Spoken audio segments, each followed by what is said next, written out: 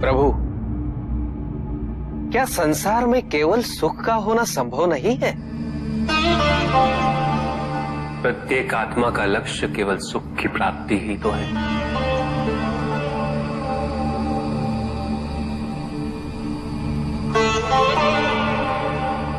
परम आनंद की प्राप्ति।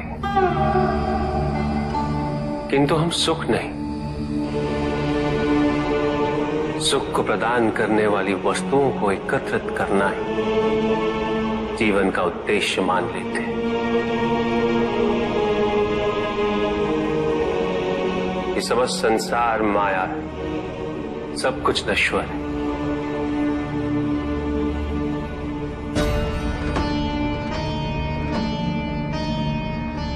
जिन वस्तुओं को हम सुख का स्रोत समझकर एकत्रित कर रहे हैं वो सदैव नहीं रहेंगे।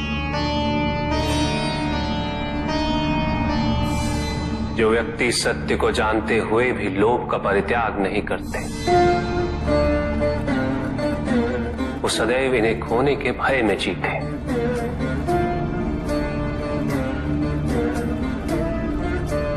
और जो व्यक्ति सत्य को जानते ही नहीं, वो अहंकार में जीते।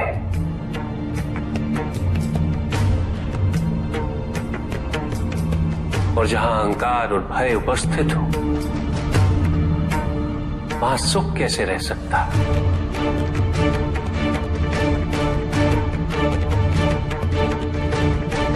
किसी को ये दुख है कि उसके पास कुछ भी नहीं, और जिसके पास सब कुछ, उसे ये दुख है कि पाने को कुछ शेष नहीं।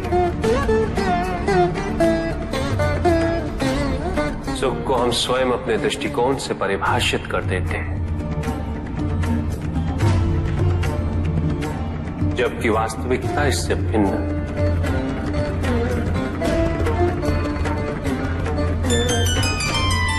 इसलिए आवश्यकता है अनासक्त रहने की।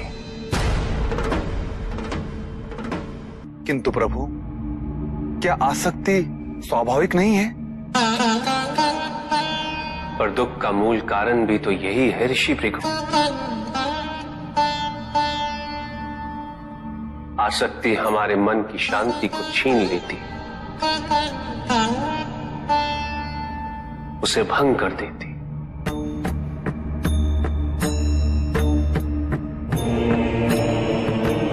हमारी बुद्धि को स्थिर नहीं रहने देती, उसे चंचल बना देती।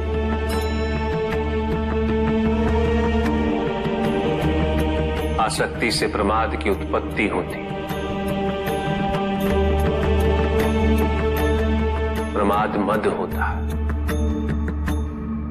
और मद अहंकार का स्रोत है। और अहंकार पूर्णतः शुभता में परिवर्तित हो जाता है, अर्थात आसक्ति अशुभता की जननी। इसलिए अनावश्यक है।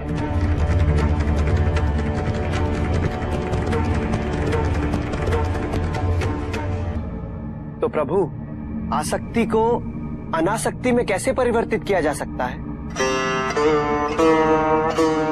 और हम आसक्ति से कैसे उबर सकते हैं प्रभु?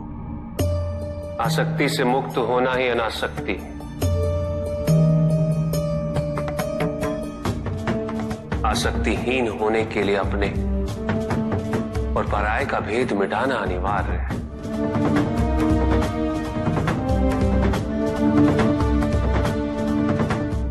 और यह तभी संभव होगा जब हम सुख की खोज बाहर नहीं, अपने भीतर करें। जब हम यथार्थ को पहचानें, उसे स्वीकार करें।